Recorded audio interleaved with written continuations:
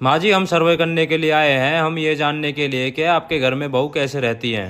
हमारी तरफ से जी बहुओं के लिए कोई दिक्कत नहीं है। कभी भी कुछ भी खाओ, कुछ भी पहनो, कभी सो कभी उठो, जो उनकी मर्जी हो वो पहनो। अच्छा। और हम अपनी बहुओं को बेटी की तरह रखते हैं। सुनो जी, मम्मी किस बहू की बात कर रही हैं? तुम्हारी। तो आपके पति देव आपके साथ नहीं रहते? नहीं। क्यों? झगड़ा चल रहा है ना। तो आपकी तरफ से कि उनकी तरफ से?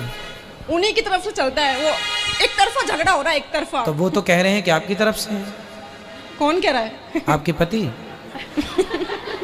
नो महाराज जी, ये गलत बात है। वो कभी कभी ताली एक हाथ से भी बच जाती है। यहाँ पर ऐसा नहीं, एक हाथ से ताली नहीं बच सकती। एक ही हाथ से बचती है महाराज जी। क्यों? ताली एक हाथ से बचती है? सब तो कह रहे हैं दोनों से बचती है। पर महाराज जी, मेरा एग्जाम्पल कुछ ऐसा ही, एक ही हाथ से बचती। हम पुरुष लोग स्वच्छता में भरोसा करते हैं, ये महिलाएं बिल्कुल नहीं करती।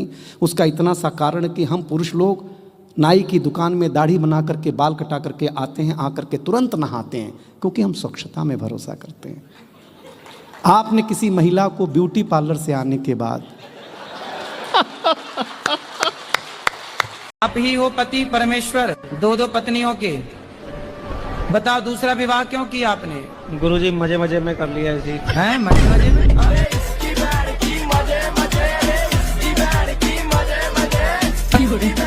हम ना तो भाजपा ही है, ना कांग्रेस के हैं, ना आपके हैं। आपकी बात में तो मैं बताऊं, नेहरू जी एक किताब लिख गए, भारत एक खोज। मोदी जी लिख रहे हैं भ्रमण एक मौज। सोनिया ने लिख दी पप्पू एक बोझ। और केजरीवाल लिख रहा झूठ बोलो रोज। बहुत अच्छे। वो राहुल गांधी मुझे मिले पिछले दिनों, चुनाव के दिनों में। बोले दीपक भाई, मैं आपके हरियाणा के किसानों के साथ 4 घंटे बिता कर आया। हाँ। दीपक भाई, मैं आपके हरियाणा के किसानों के साथ 4 घंटे रहा। मैंने कहा फिर आपने क्या सीखा? बोले ला एक बीड़ी पिला। मैडम जी, आप बहुत सुंदर हो। Thank you sir.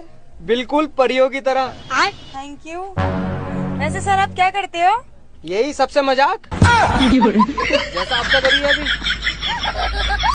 कि गाय को गेहूं खिलाओ और फिर वो गेहूं गाय के गोबर से बाहर आएगा। उसे धुल करके 4 बार 10 बार गेहूं को पीस करके उसकी रोटी बनाकर भगवान को भोग लगा के खाने से जिसे संतान नहीं होती उसे संतान सुख मिलता है गौ माता की कृपा से। थाने के सामने जाकर एक सपेरे ने बीन बजाया। थाने के सामने सपेरे ने बीन बजाया। बीन की आवाज सुनकर सिपाहियों का समूह निकलकर बाहर आया। उन्हें देखकर सपेरा लड़खड़ाया, घबराया, उसके माथे पे पसीना आया। मैंने सपेरे से पूछा, मैंने कि क्यों बे, तू जब बीन बजा रहा था तो बड़ा खुश नजर आ रहा था, अब क्यों हाँफ रहा है, क्यों कांप रहा है, क्यों तेरे माथे पे पसीना आ रहा है? तो कहने लगा, लट्ठ जी, मैंने तो बीन इसलिए बजाया था कि मेरे पिटारे के सांप निकलेंगे, मुझे क्या मालूम था कि इनके भी बाप निकले। कि आप बुद्धिमान दोस्त के साथ बुद्धिमान नहीं बन सकते, आप गायक दोस्त के साथ गायक नहीं बन सकते, आप संगीतकार दोस्त के साथ संगीतकार नहीं बन सकते, लेकिन यदि आपका दोस्त बेवड़ा है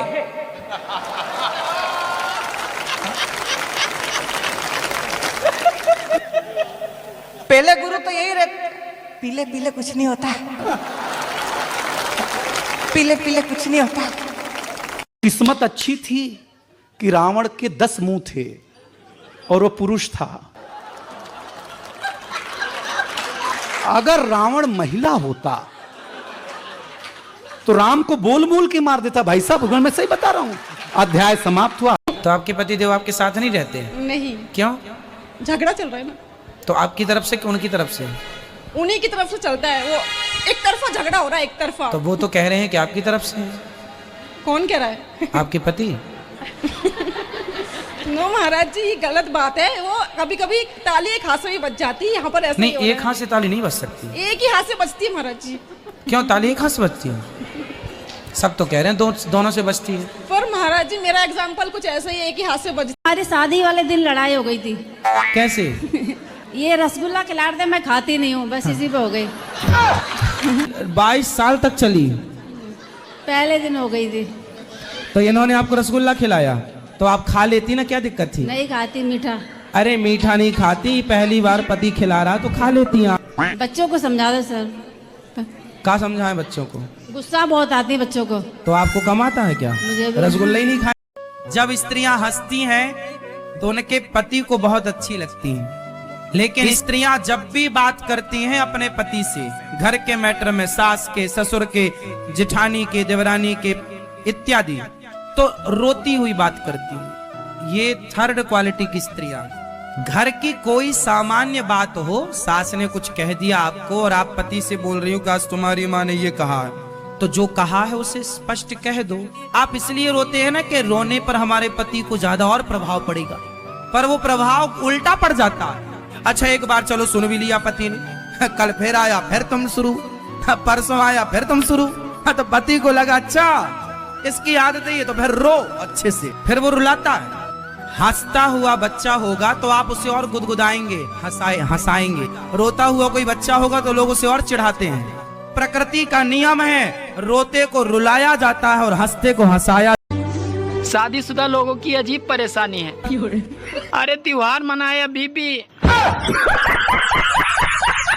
आजकल के इस नए युग में लड़कियों को पति ढूंढना कितना मुश्किल होता है। जैसे कि हैंडसम ढूंढते हैं तो उसका दिमाग खाली मिलता है, वो सिर्फ दिखाने में ही हैंडसम होता है पर किसी भी काम का नहीं होता। जब हम तेज दिमाग वाला पति ढूंढते हैं तो वह हर समय सीरियस दिखता है, अपने ही कामों में व्यस्त रहता है, परिवार की तरफ थोड़ा भी ध्यान नहीं देता। जब हम अमीर पति ढूंढते हैं तो वो पैसों की और सामान्य लोगों की इज्जत नहीं करता। अगर हम मेहनती ढूंढते हैं तो उसके पास वक्त नहीं मिलता, हर वक्त काम करता रहता है। जब हम सीरियस ढूंढते हैं तो वह बोरिंग होता है, उसे किसी भी प्रकार की चेष्टा सहन नहीं होती। जब हम शांत ढूंढते हैं तो वह अंदर से टूटा हुआ मिलता है। जब हम जिम्मेदार पति को ढूंढते हैं तो वह रोमांटिक नहीं होता। जब हम पढ़ा लिखा ढूंढते हैं तो वह हर वक्त सही ही होता है, और अनपढ़ ढूंढते हैं तो उसकी गलती को ठीक करते हैं तो उसे गुस्सा आ जाता है, और स्मार्ट ढूंढते हैं तो वह बहुत झूठ बोलता है। यह आजकल की पतियों के कुछ सामान्य लक्षण है जो पति ढूंढते वक्त नजर आते हैं या फिर शादी के बाद नजर आते हैं। तो यह लक्षण सही है या झूठ कमेंट में जरूर बताइए। पति पत्नी के खुश रहने के 5 नियम। सबसे पहला नियम, सभी बातें एक दूसरे से शेयर करें। कभी भी कुछ भी एक दूसरे से ना छुपाए जिससे कि एक दूसरे में शक की भावना निर्माण ना हो। नियम नंबर 2, कभी भी एक दूसरे की इच्छा ये खुद ही पूरी करें। इसमें कभी भी तीसरे इंसान की मदद ना ले, क्योंकि तीसरा व्यक्ति किस भावना से आपकी मदद कर रहा है ये आपको पता नहीं होता। वह व्यक्ति आपके इस व्यवहार का कभी भी फायदा उठा सकता है। नियम नंबर 3, पति पत्नी में हमेशा मित्र जैसा व्यवहार रखें,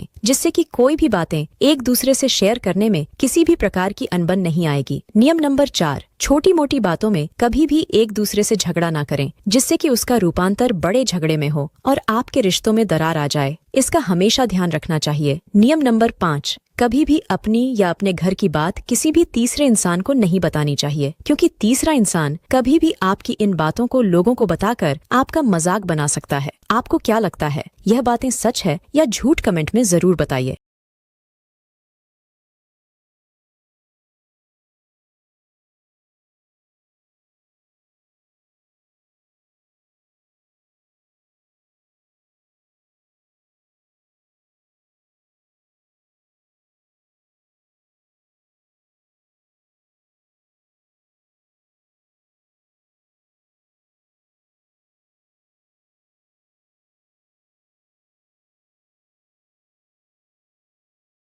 तुम अपनी माँ को काहे मारती हो?